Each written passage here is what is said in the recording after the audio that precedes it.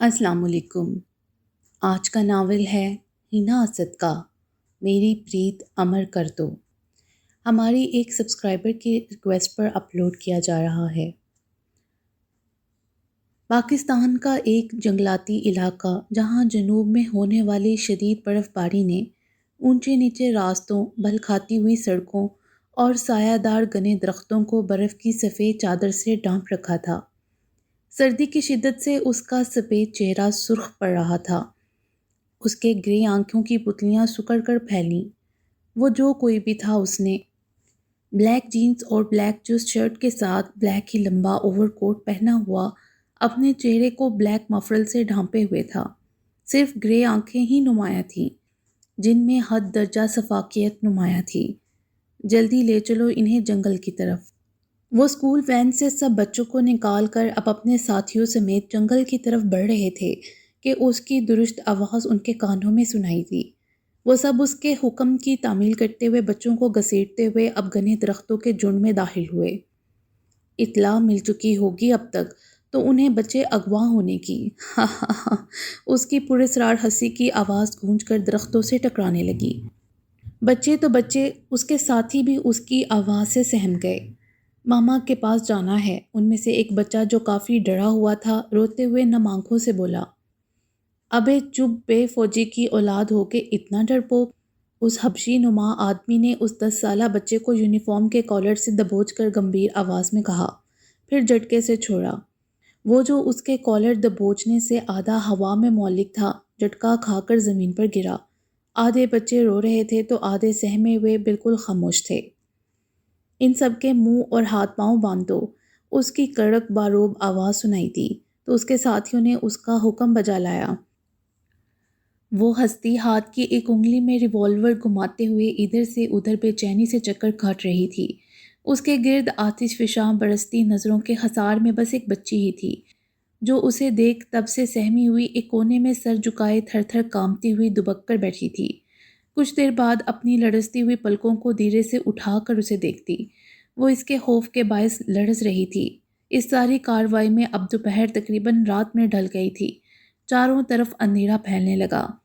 رات کے اس چیر دینے والے سناٹے میں جہاں جنگلی جانوروں کی آوازیں گونج رہی تھیں، وہ بے خوفی سے اپنا کام سر انجام دے رہے تھے۔ اپنا وار وہ کر چکے تھے، اب باری تھی تو فوج کی۔ وہ کیا کریں گے اپنے بچوں کو بچانے کے لیے؟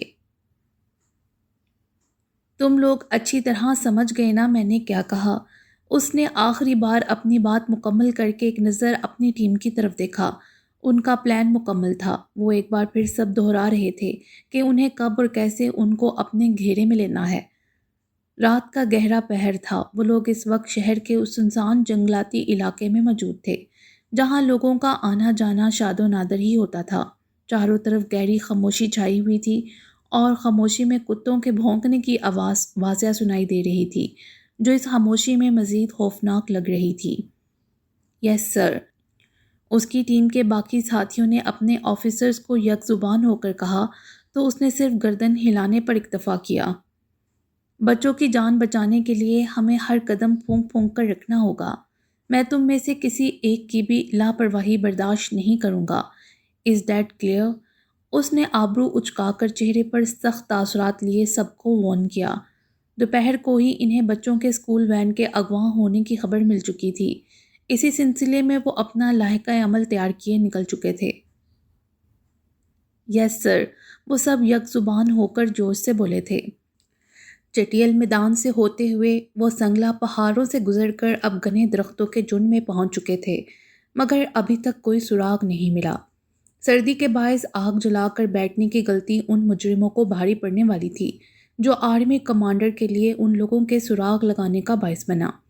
تم لوگ الگ الگ درخت کے پیچھے چھپ جاؤ، میرے ڈن کہنے پر سب ایک ساتھ اٹیک کریں گے۔ ٹیم کا کمانڈر اپنی ٹیم کو روبدار آواز میں ہدایت دیتا ہوا نڈر انداز میں آگے بڑھ رہا تھا۔ اس کا آرڈر ملتے ہی سب الگ جگہ پر چھپ گئے۔ کچھ دیر بعد اس کے اشارہ کرنے پر فائرنگ شروع ہو گئی اور دیکھتے ہی دیکھتے وہ اس جگہ پر قبضہ کر چکے تھے۔ آرمی کمانڈر اس کے ایک حبشی نما شخص کو اپنی گرفت میں لے چکا تھا، جبکہ باقیوں نے تمام بچوں کو بازیاب کروا لیا۔ مگر اس سب کارروائی کے پیچھے جس مین ہستی کا ہاتھ تھا وہ شاید بچ کر نکلنے میں کامیاب ہو چکا تھا۔ آفیسر گو۔ ان کے سینئر نے ان پانچوں کو اس اغوا کار کے پیچھے جانے کا اشارہ کیا کیونکہ وہ اسے بھاگتا ہوا دیکھ چکا تھا۔ کچھ آرمی آفیسر بچوں کو ساتھ لیے واپس ہو لیے جبکہ ان میں سے کچھ اغوا کاروں کے لیڈر کے تعاقب میں تیز رفتاری سے نکلے۔ حی علی الفلاح، حی علی الصلاۃ۔ فجر کی اذان نے کانوں میں رس گھولا تو سب نیند سے بیدار ہوئے اور فریش ہونے کے بعد باوضو ہوئے۔ حسن اور اکبر دونوں بھائی قریبی مسجد میں نماز ادا کرنے کے لیے روانہ ہوئے۔ حسن گیلانی پاکستان آرمی میں ایک اچھے عہدے پر فائز تھا جبکہ اکبر گیلانی ابھی کاکول اکیڈمی میں ٹریننگ حاصل کر رہا تھا۔ گھر کی خواتین بھی وضو کر کے نماز کی ادائیگی کے لیے تیار ہوئیں۔ گیلانی ہاؤس کی سربراہ شبنم گیلانی اب نماز پڑھنے کے بعد قرآن مجید کی تلاوت میں مشغول تھیں کہ ان کی بڑی بہو صوبیہ ان کے لیے چائے اور بوائل ایگز لے کر آئی کیونکہ اس وقت وہ تلاوت سے فراغت کے بعد یہی نوش فرماتی۔ باقی کا ناشتہ صبح کے 7 بجے اکٹھے ڈائننگ پر کیا جاتا۔ اس گھر میں شبنم گیلانی کے ساتھ ان کے 2 بیٹے رہتے تھے، بڑا بیٹا عیسیٰ جس کی بیوی صوبیہ اور ان کے 2 بیٹے حسن گیلانی اور اکبر گیلانی تھے، جبکہ دوسرا بیٹا موسیٰ گیلانی، اس کی بیوی انیکا گیلانی اور ان کی اکلوتی بیٹی حورین رہتی تھیں۔ سورج اپنی سونے جیسی کرنیں بکھیرے ہر جگہ کو روشن کر چکا تھا۔ گھر کے سارے مکین اس وقت ڈائننگ ہال میں موجود تھے۔ یہ ایک بڑے سے ہال نما لاؤنج کا منظر تھا۔ ہال یہاں کے مکینوں کے بہترین ذوق کا منہ بولتا ثبوت تھا۔ نہایت قیمتی فانوس اس ہال کے وسط میں لگے ہوئے تھے۔ دیواروں پر جدید نقش نگاری کی گئی تھی، غرض ہر چیز ہی عمدہ ترین تھی جو اس محل نما گھر کی خوبصورتی میں 4 چاند لگا رہی تھی۔ گڑیا، ناشتہ کرو، ٹھنڈا ہو رہا ہے، پھر اسکول وین آ جائے گی تو ناشتہ رہ جائے گا۔ حسن کی بیوی اور گڑیا کی والدہ جنت نے ایپل ملک شیک کا گلاس اس کے سامنے رکھا جو ٹیبل پر رکھے بریڈ اور آملیٹ کو ناپسندیدہ نظروں سے گھور رہی تھی۔ چہرے پر بیزاری واضح دکھائی دے رہی تھی۔ بی بی جان کی پیاری سی گڑیا ناشتہ کیوں نہیں کر رہی؟ شبنم گیلانی اپنا پراٹھا ختم کیا اپنی لاڈلی پوتلی گڑیا کی طرف متوجہ ہوئی۔ اس نے ایک پل کے لیے اپنی بڑی بڑی چمکتی ہوئی غزال چشمہ سے ان کی طرف دیکھا اور پھر سے نہ روٹھے انداز میں گھنی پلکوں کی چلمن گرا دی۔ السلام علیکم، صبح بخیر، حسن گیلانی نے سب کو مشترکہ طور پر کہا۔ وعلیکم السلام، صبح بخیر، اللہ پاک اپنی رحمتوں کا سایہ اس گھر پر ہمیشہ برقرار رکھے، شبنم گیلانی نے دعائیہ انداز میں کہا۔ آمین ثم آمین، صوبیہ نے جواباً کہا۔ بھائی کیا بات ہے، آج ہماری گڑیا کا صبح ہی صبح موڈ کیوں آف ہے؟ حسن گیلانی نے اس کی چھوٹی سی سنہری بالوں کی پونی ٹیل کو ہولے سے چھو کر پوچھا اور پھر اپنی چیئر پر بیٹھا۔ بھائی ہماری گڑیا ناراض کیوں ہے؟ وہ خاموشی سے سر جھکائے ہوئے بیٹھی رہی۔ جب تک آپ بتاؤ گی نہیں تو پتہ کیسے چلے گا؟ باہر سے اسکول وین کے ڈرائیور نے ہارن بجا کر اپنی آمد کی اطلاع دی تو وہ بنا اسکول بیگ اٹھائے، آنسو چھلکاتی ہوئی آنکھوں سے ایک شکوہ کناں نگاہ اپنے پاپا حسن گیلانی پر ڈال کر بنا ناشتہ کیے باہر کو بھاگ گئی۔ سب اسے یوں نمناک آنکھوں سے بھاگتے ہوئے دیکھ کر پریشان ہو کر ایک دوسرے کو دیکھنے لگے، جیسے ایک دوسرے سے پوچھ رہے ہوں کہ اسے کیا ہوا۔ ٹن ٹن ٹن، گھر میں بنے چھوٹے سے مندر سے آتی گھنٹیوں کی آواز سن کر سریتا جلدی سے بستر سے باہر نکلی۔ کہاں؟ ارجن نے اس کی کلائی کھینچتے ہوئے اپنی مندی ہوئی آنکھوں سے دیکھ کر پوچھا۔ ساسو ماں مندر میں پہنچ گئی ہیں، ابھی تک پرشاد بھی نہیں بنایا اور آرتی کی تھالی بھی۔ جانے دو نا، نہیں تو تھاری ماں نے سنانی ہے، وہ اپنی علاقائی زبان میں بولی۔ ارجن نے مسکرا کر اس کا ہاتھ چھوڑا اور پھر سے منہ پر کمفرٹر اوڑھ لیا۔ سریتا نہا کر صاف ستھری چنری نما لہنگا چولی زیب تن کیے سر پر اچھے سے دوپٹہ اوڑھے رسوئی گھر کی طرف بڑھی۔ شیلا دیوی جو آرتی کی تھالی خود ہی تیار کر چکی تھی، بھگوان کی پوجا کرتے ہوئے اپنا کوئی بھجن پڑھتے ہوئے آنکھیں کھول کر ایک تیکھی نگاہ رسوئی گھر میں جاتی ہوئی سریتا پر ڈالنے لگی۔ انہیں یہ قطعاً پسند نہیں تھا کہ کوئی بھی رسوئی میں بنا نہائے جائے اور جوتا لے کر جائے، اور اسی بات کو سریتا خاص دھیان میں رکھتی۔ وہ ہمیشہ جوتے باہر اتار کر ہی جاتی۔ اصولوں کے معاملے میں اس کی ساس شیلا دیوی بہت سخت تھی۔ جلدی جلدی ہاتھ چلاتے ہوئے اس نے سوجی بھون کر حلوہ تیار کیا اور تھالی میں کٹوری رکھے مندر تک پہنچی۔ تھالی بھگوان کے پیروں میں رکھ کر خود بھی آنکھیں بند کیے، دونوں ہاتھ اپنے بھگوان کے سامنے جوڑے، اپنی ساس کے پیچھے پیچھے وہی مخصوص الفاظ دہرانے لگی جو وہ دہرا رہی تھیں۔ بھارت میں تھر کا علاقہ جو راجستھان کہلاتا ہے، ان صحراؤں میں چھوٹے چھوٹے گاؤں آباد تھے اور ان میں چھوٹے اور بڑے گھر، جن میں سے ایک گھر تھا اگروال کا۔ پانی سے بھرا ہوا مٹکا سر پر رکھے جودا تیزی سے قدم اٹھاتی ہوئی اپنی سہیلیوں کے ساتھ گھر واپس آ رہی تھی۔ پاؤں بار بار نرم ریت میں دنس رہے تھے، مگر وہ پاؤں میں کھسا پہنے کسی بھی طرح جلدی واپس پہنچنے کی تنگ و دو میں تھی۔ وہ پانی کا مٹکا سر سے اتار کر کمر پر ٹکاتی ہوئی ایک لمحے کو سانس لینے کے لیے رکی۔ اتنی جلدی کاہے کی ہے؟ اس کی سہیلی بندیا نے پوچھا۔ بہا سے بات کرنی ہے، دوبارہ سر پر مٹکا رکھے اب کی بار تقریباً دوڑ لگا دی۔ بندیا اسے یوں جاتا دیکھ کر مسکرا کر رہ گئی۔ پانی سے بھرا گڑا ایک طرف رکھے وہ اپنے دوپٹے سے ہی اپنے ہاتھ پونچھتے ہوئے صاف فرش پر بچھی دری پر آ کر بیٹھی، جہاں سب ایک لائن بنا کر بیٹھے ناشتہ شروع کرنے ہی لگے تھے۔ بہا تارے سے بات کرنی تھی، جودا نے اپنی آس بڑی آنکھوں سے ارجن کی طرف دیکھتے ہوئے کہا۔ ہاں، بولنا کیا چاہیے؟ ارجن نے پیار بڑی نظروں سے اسے دیکھتے ہوئے استفسار کیا۔ دونوں بھائی بہنوں میں بلا کا پیار تھا، دونوں ایک دوسرے پر جان چھڑکتے تھے۔ بھا، میں نے 10 پاس کر لی، اب آگے پڑھنے مجھے باہر جانا ہے۔ نہ ماتھا پھر گیا تیرا چھوڑی، شیلا دیوی کی کاٹدار آواز گونجی۔ ماسا، ارجن نے انہیں ٹوکا۔ واہ، بوا پڑھنے باہر جائے گی، راجا خوشی سے لبریز لہجے میں بولا۔ تو چپ کر، سیتا نے اپنے بیٹے کو تنبیہی نظروں سے دیکھ کر گھڑکا۔ وہ اپنے اسکول کا بستہ اٹھائے برا سا منہ بناتے ہوئے وہاں سے نکلنے لگا۔ ارے چھوڑے، تاری ماں نے تجھے پاٹ نہیں پڑھایا؟ گھر سے نکلتے ہوئے کیا کرنا ہے؟ شیلا دیوی نے درست آواز میں راجا سے کہا۔ وہ واپس پلٹا اور آ کر باری باری سب کے پاؤں چھوئے، پھر باہر نکلتا چلا گیا۔ کہاں جانا ہے؟ ارجن پھر سے جودا کی طرف متوجہ ہوا۔ کینیڈا، وہاں بھابھی جی کے گھر والے رہتے ہیں، ان کے پاس۔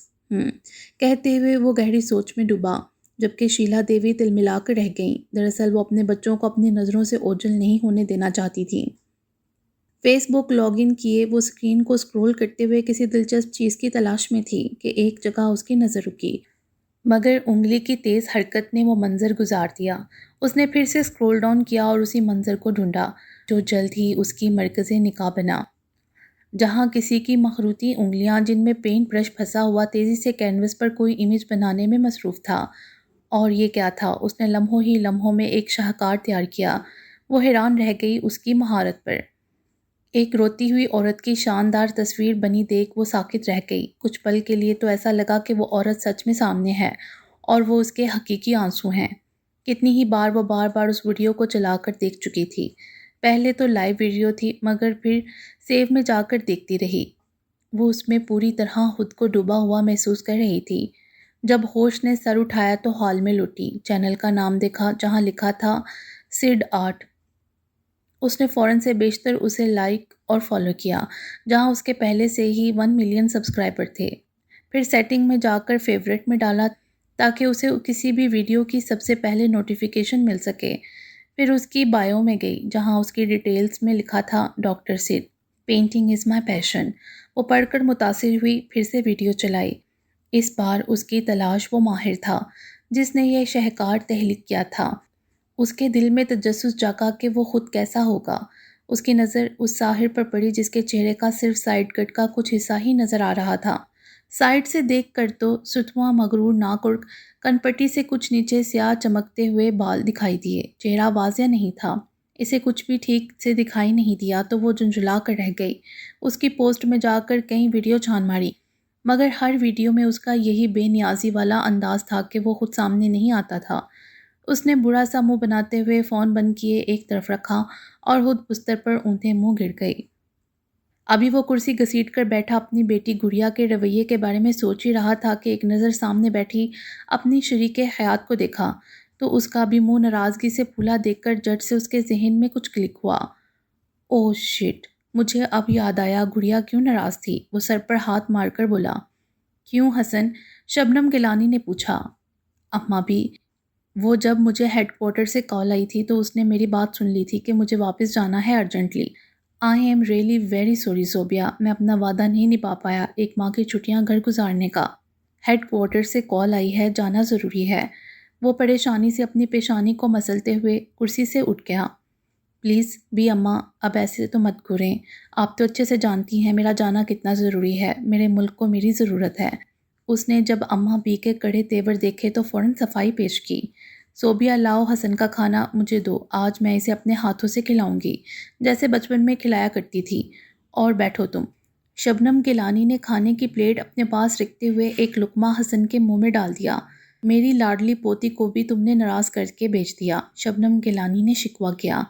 آپ کی پوتی میری بیٹی بھی ہے، مجھے اس بات کا کلک رہے گا کہ اسے یوں ناراض چھوڑے جا رہا ہوں۔ اسے مل کر گیا تو وہ اپنے آنسوؤں سے مجھے جانے نہیں دے گی، اگر خدا نے چاہا تو واپسی پر ضرور مل لوں گا اسے انشاءاللہ، صوبیہ کے منہ سے بے اختیار نکلا۔ اس کی بات سن کر شبنم گیلانی بھی سوچ میں پڑ گئیں۔ بھائی، میری بھی آج کا پی ایم میں پاکستان ملٹری اکیڈمی میں واپسی ہے، اگر لیٹ ہوا تو ڈانٹ پڑنے کے پورے چانسز ہیں، اکبر نے حسن سے بولا۔ مجھے بھی جاتے ہوئے کالج ڈراپ کر دیں، حرین نے اکبر سے کہا، اور ناشتہ چھوڑ چھاڑ کر جلدی سے کاندھے پر بیگ ڈال کر ہاتھ میں فائل اور بکس لیے ریڈی ہوئی۔ اکبر نے بے دلی سے اسے دیکھا، جس کی آنکھوں میں کچھ الگ رنگ ہی دکھائی دے رہے تھے۔ اکبر، تم حرین کو راستے میں ڈراپ کرتے ہوئے چلے جانا، مجھے ابھی پیکنگ میں ٹائم لگے گا۔ حسن اپنے چھوٹے بھائی اکبر کے شانے پر ہاتھ رکھ کر شرارت سے آنکھ ونک کیے بولا۔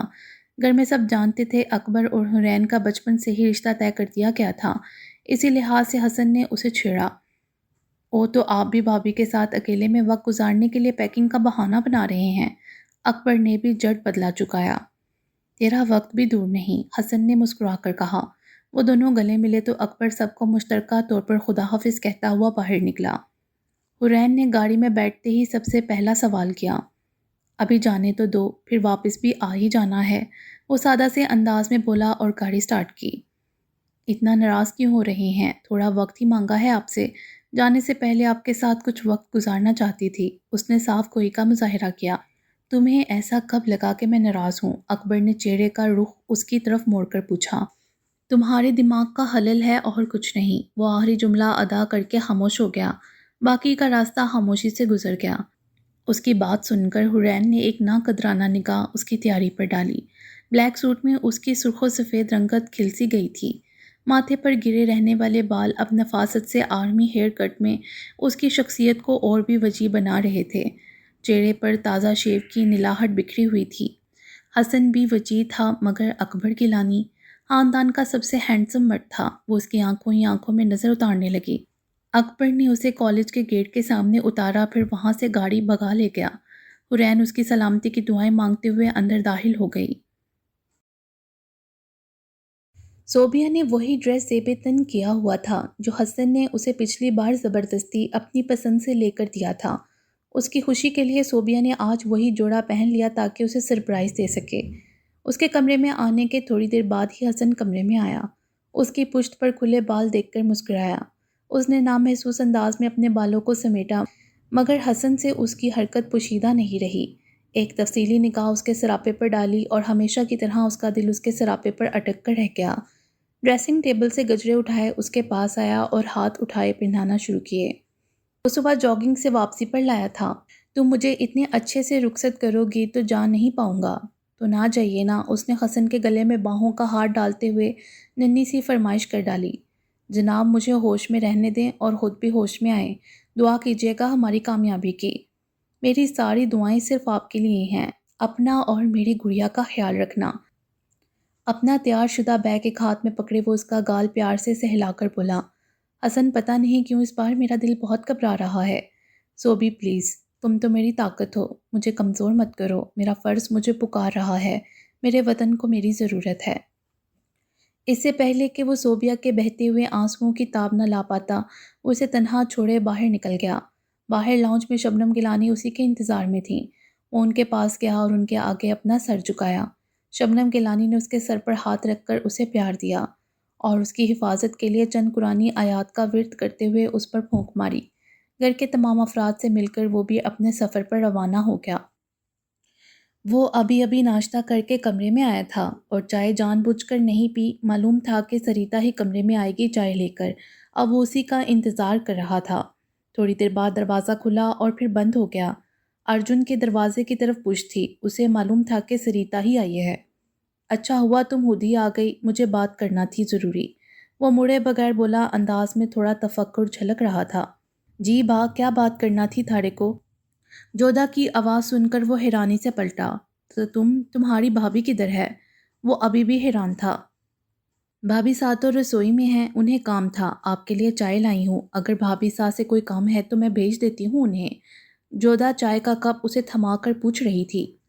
نہیں کوئی کام نہیں ہے، بس بعد میں کر لوں گا بات۔ وہ پیشانی مسلتا اسے منع کر گیا۔ ٹھیک ہے، آپ چائے پی لیں، میں چلتی ہوں۔ جودا رکو، اس نے پیچھے سے آواز دی تو وہ پلٹ کر اسے دیکھنے لگی۔ جی بھا، وہ اس کی اگلی بات کی منتظر تھی۔ میں نے سارے کاغذات بنوا دیے ہیں، اسی ہفتے تمہاری کینیڈا کی فلائٹ ہے۔ سچ با؟ وہ خوشی اور حیرانی کے ملے جلے تاثرات چہرے پر سجائے بولی۔ اس کے ایک ایک انداز سے خوشی پھوٹ رہی تھی۔ میں چاہتا ہوں تھاری ہر خواہش پوری کروں۔ با، آپ بہت اچھے ہو، بلکہ ساری دنیا میں سب سے اچھے۔ وہ اس کی تعریف میں رتب اللسان ہوئی۔ اچھا جا کر اپنی بھابھی صاحب کو بھی یہ خوشخبری سنا۔ جی با، کہہ کر وہ خوشی سے جھومتے ہوئے باہر نکل گئی۔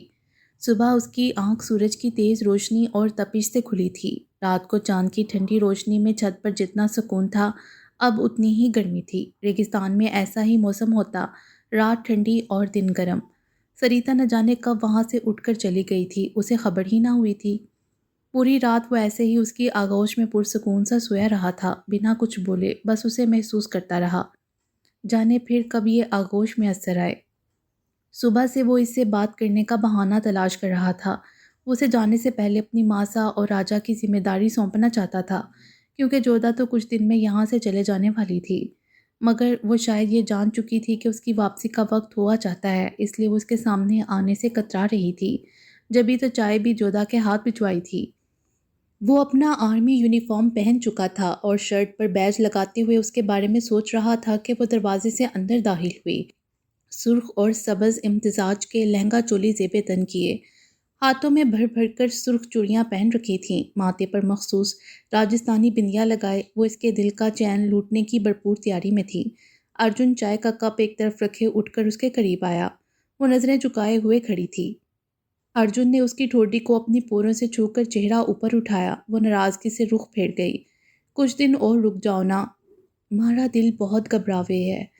آپ چلے جاتے ہیں تو یہ تھاری دی ہوئی ماری ہاتھوں کی چوڑیاں، یہ مارے ماتھے کی بندیاں، یہ تھاری دی ہوئی سرخ لالی سب تھارے کو بہت یاد کرتے ہیں۔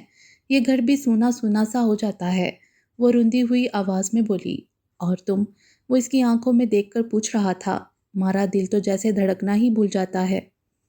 ہمیشہ ایسے ہی ہنستی مسکراتی رہا کرو، میں تمہیں کبھی روتا ہوا نہ دیکھوں۔ اس نے سریتا کو پیار بڑے انداز میں ڈپٹا۔ کمرے میں کیوں نہیں آئی صبح سے؟ وہ یوں ہی اس کے قریب جھک کر پوچھنے لگا۔ وہ کام تھا، مارے کو فرصت ہی نہیں ملی، وہ لڑکھڑاتی آواز میں بولی۔ اتنے بھی کون سے ضروری کام تھے جو فرصت ہی نہیں ملی؟ ویسے فرصت نہیں ملی یا جان بوجھ کر نہیں آئی؟ وہ اسے اپنے ساتھ لگائے اپنے ساتھ کا احساس دلانے لگا۔ تھارے کو جانے دینا مارے بس میں نہیں۔ وہ دیکھو گھنٹیاں، سریتا نے کمرے کی کھڑکی میں لگے ونگ چین کی طرف اشارہ کر کے کہا، جو ارجن پچھلی بار اس کے لیے شہر سے لایا تھا۔ جب بھی تھارے آنے کا پتہ چلتا ہے نا، ہوا سے بجنے لگ جاتی ہیں۔ مجھے پتہ چل جاتا ہے کہ اب میرا بینڈ آنے والا ہے، اگلی بار جلدی آؤ گے، وعدہ کرو۔ وہ اس کے سامنے اپنا ہاتھ پھیلاتے ہوئے بولی۔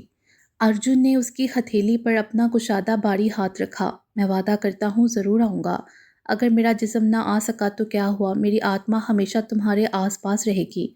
دیکھنا یہ گھنٹیاں تمہیں میری موجودگی کا احساس دلاتی رہیں گی۔ ایسا نہ کہو جی، وہ اس کے گلے لگے زور و شور سے رونے لگی۔ میں تھارے بنا کچھ نہیں۔ روتے ہوئے اپنے بینڈ کو بھیجو گی؟ وہ اس کی گیلی ہتھیلیوں کو دیکھتے ہوئے پوچھ رہا تھا۔ سریتا نے جلدی سے دوپٹے کے پلو سے آنکھیں پونچھیں اور چہرے پر مسکراہٹ لائی۔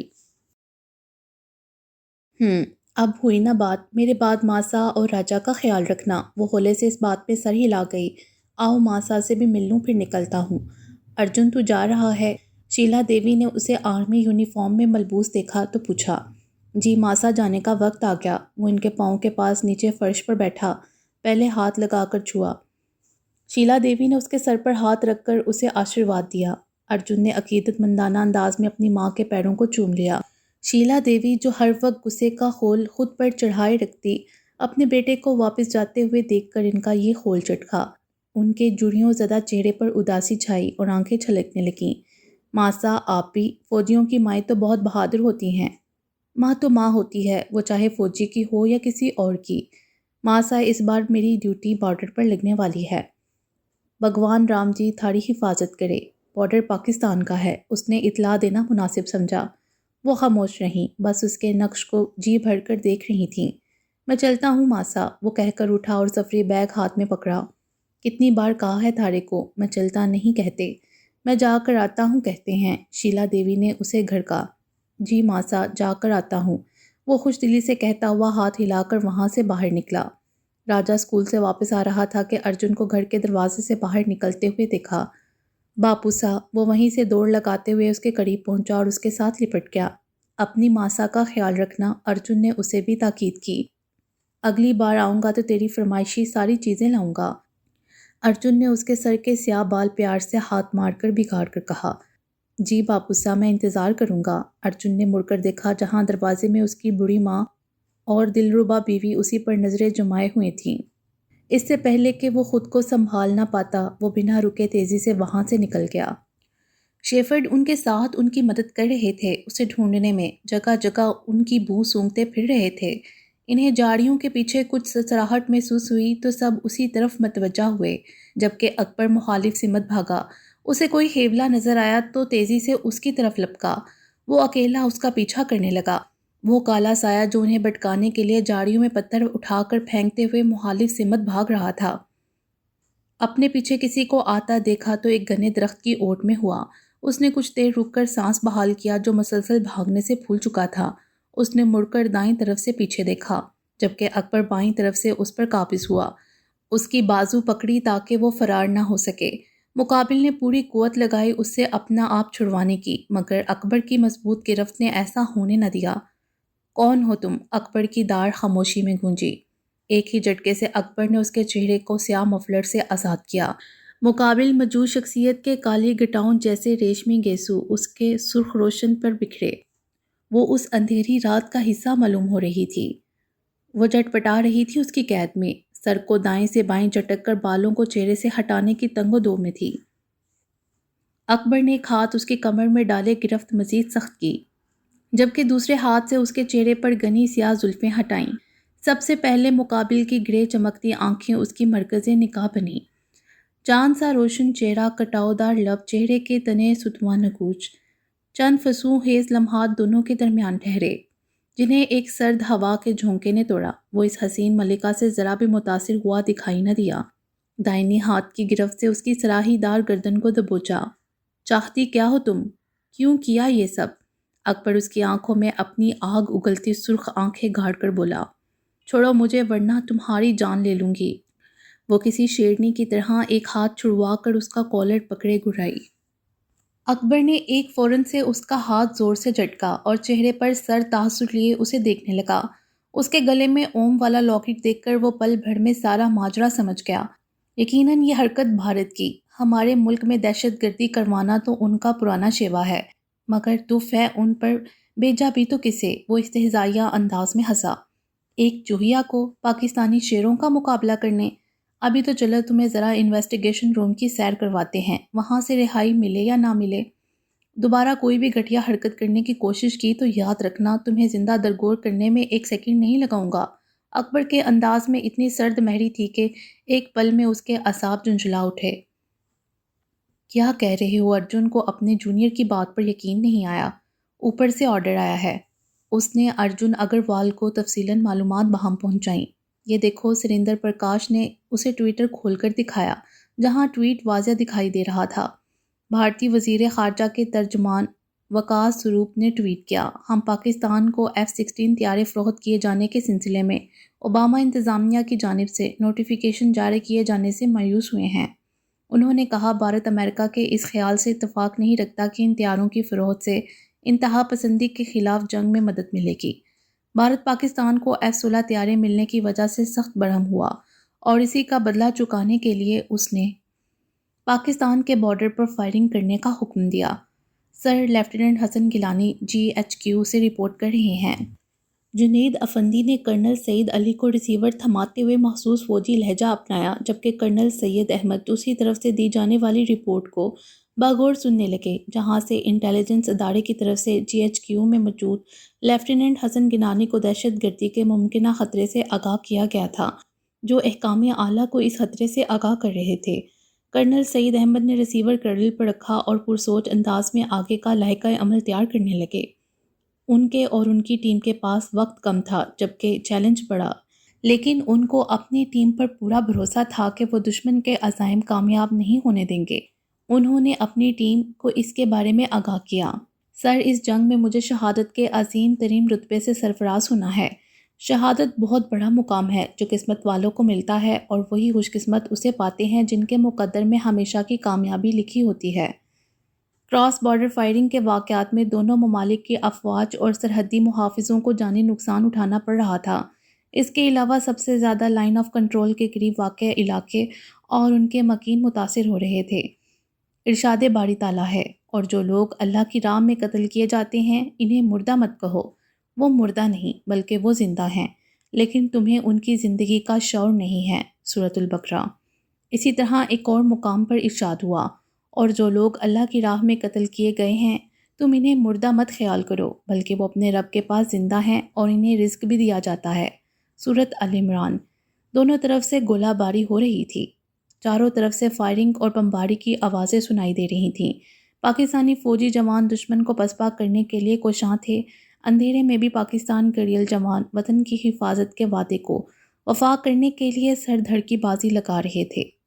سورۃ النساء میں اللہ تبارک تعالیٰ نے شہداء کرام کو ان لوگوں کے ساتھ بیان کیا ہے جن پر اللہ تعالیٰ نے اپنا خاص فضل و کرم اور انعام و اکرام فرمایا اور انہیں صراط المستقیم اور سیدھے راستے کا معیار و کسوٹی قرار دیا ہے۔ اندھادھند فائرنگ کے دوران دونوں جانب کے سینکڑوں شہریوں کی جانیں گئیں۔ اس کے علاوہ بڑی تعداد میں لوگ زخمی ہوئے اور املاک کو بھی نقصان ہوا۔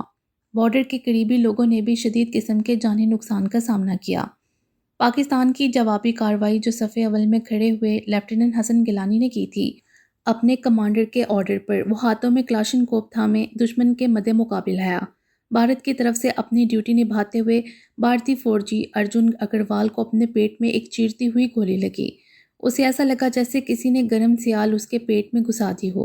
ابھی وہ اسی سے نبرد آزما تھا کہ دوسری تیز رفتار سنسناتی گولی اس کا سینہ چیر کر اسے ہمیشہ ہمیشہ کے لیے موت کی نیند سلا گئی۔ اسے لگا کہ اب وہ کبھی بھی اپنی ماں کا، اپنی بیوی اور بیٹے کا چہرہ دوبارہ نہیں دیکھ پائے گا۔ وہ گھٹنوں کے بل زمین پر گرا، آنکھیں آہستہ آہستہ بند ہونے لگیں، سارے چہرے دھندلانے لگے، آپس میں گڈمٹ ہونے لگے۔ بس زندگی نے اتنی ہی مہلت دی اور چند لمحوں میں اس کا وجود اور آنکھوں کی پتلیاں ساکت ہو گئیں۔ بارود سے بوجھل ساری فضا تھی۔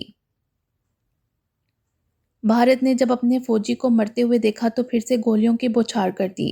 پاکستانی فوج کے سپاہیوں نے بھی جام شہادت نوش کیا۔ ارشاد خداوندی ہیں: جو کوئی اللہ تعالیٰ اور اس کے رسول صلی اللہ علیہ وآلہ وسلم کی ایمان اور صدقے دل کے ساتھ عطائیت کرتا ہے، بس وہ روز قیامت ان لوگوں کے ساتھ ہوگا جن پر اللہ تعالیٰ نے اپنا خاص انعام فرمایا ہے، جو کہ انبیاء، صادقین، شہداء اور صالحین ہیں، اور یہ کتنے بہترین ساتھی ہیں۔ سورۃ النساء۔ حضرت انس بن مالک رسول اللہ صلی اللہ علیہ وآلہ وسلم سے روایت کرتے ہیں کہ آپ صلی اللہ علیہ وآلہ وسلم نے فرمایا: جو شخص بھی جنت میں داخل ہوتا ہے وہ پسند نہیں کرتا کہ وہ دوبارہ دنیا کی طرف لوٹ جائے اور اسے دنیا کی ہر چیز دے دی جائے، مگر شہداء، اس کا معاملہ یہ ہے کہ وہ تمنا کرتا ہے کہ وہ لوٹ جائے اور 10 مرتبہ قتل کیا جائے، رائے خدا میں بار بار شہید کیا جائے۔ صحیح بخاری۔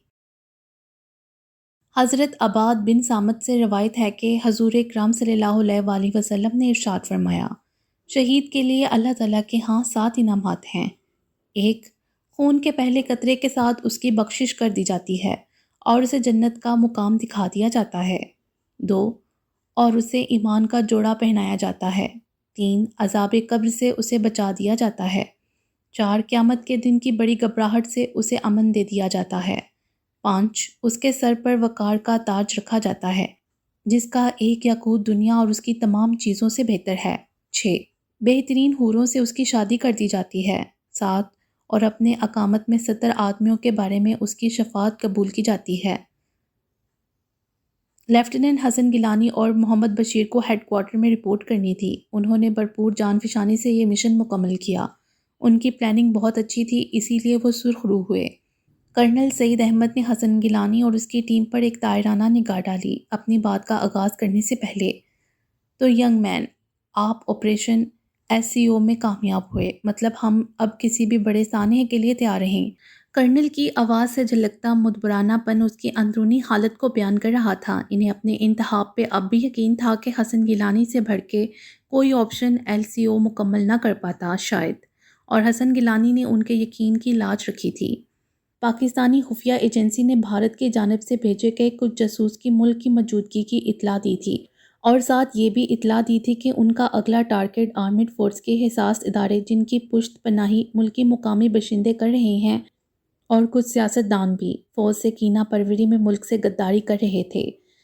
اس کی جلد واپسی پر سارے گھر میں خوشی کے باعث شادی مرگ کا سماں تھا۔ ہر طرف ہنسی کھلکھلاہٹیں، چہل پہل اور مشن میں کامیابی پر مبارکباد کی آوازیں گونج رہی تھیں۔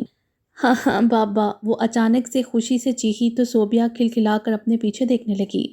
بابا، میرے بابا! گڑیا چہکتی ہوئی اس کے گلے میں باہیں ڈالے اسے لپٹ گئی۔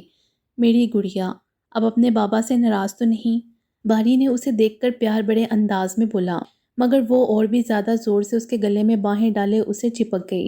اس نے بھی اپنی گڑیا کے گرد اپنے بازو حائل کرتے ہوئے اسے خود میں بھینچ لیا۔ گڑیا کی آنکھیں بے ساختہ نم ہوئیں تو وہ حیران رہ گیا۔ میرے بابا آ گئے، اب مجھے چھوڑ کر مت جانا ورنہ میں آپ سے بہت ناراض ہو جاؤں گی۔ اس نے حسن کی گردن میں منہ چھپایا تو وہاں موجود ہر فرد کو یہ نظارہ دیکھ کر اپنی آنکھوں میں نمی محسوس ہوئی۔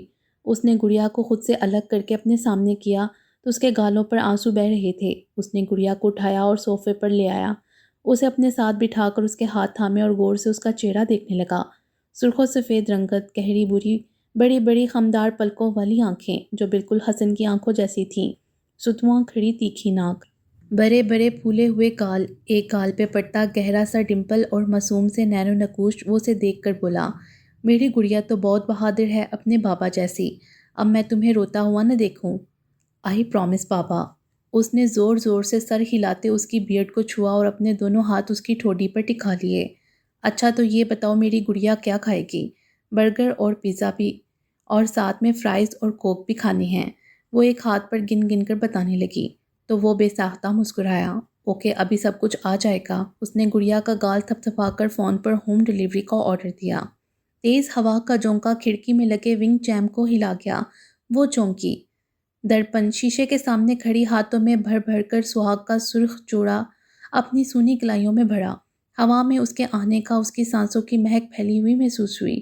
سرخ لپسٹک سے ہونٹ سجائے اپنے سہاگ کے استقبال کے لیے خود کو تیار کرتے ہوئے وہ اس کے جلد سے جلد واپس آنے کی تیاری میں تھی کہ کچھ دیر بعد ہی گھر کے سامنے فوجیوں کی گاڑی رکی۔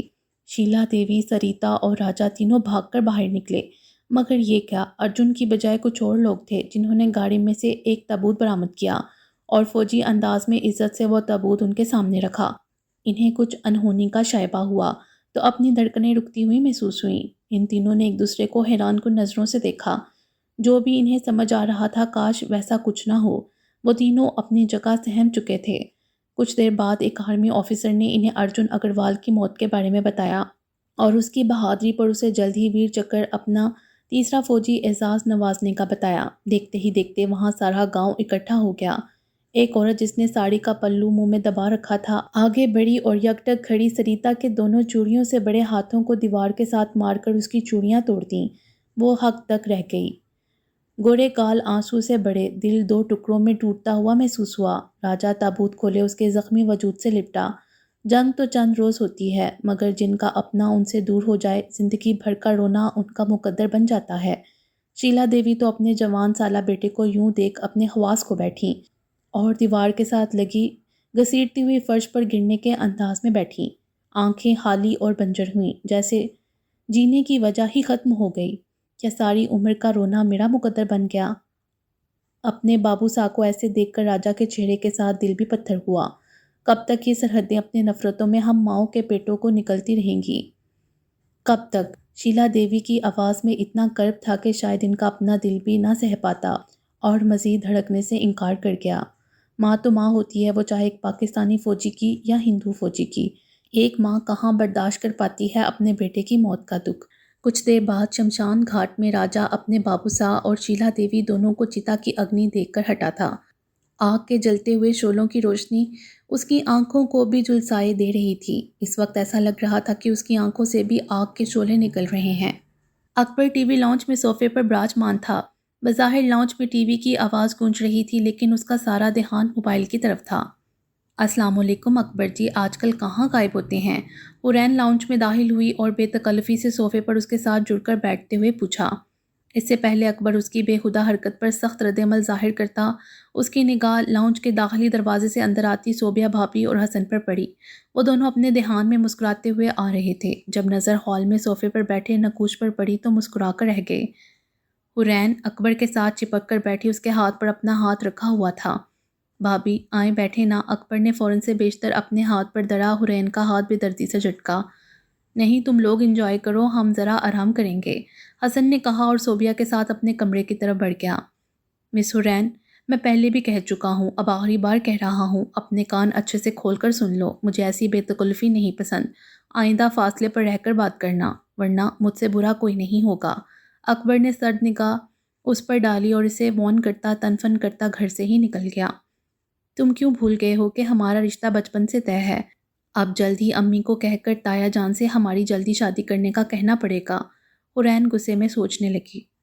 باقی انشاءاللہ اگلی ویڈیو میں۔ امید ہے آپ کو یہ ویڈیو پسند آئی ہوگی۔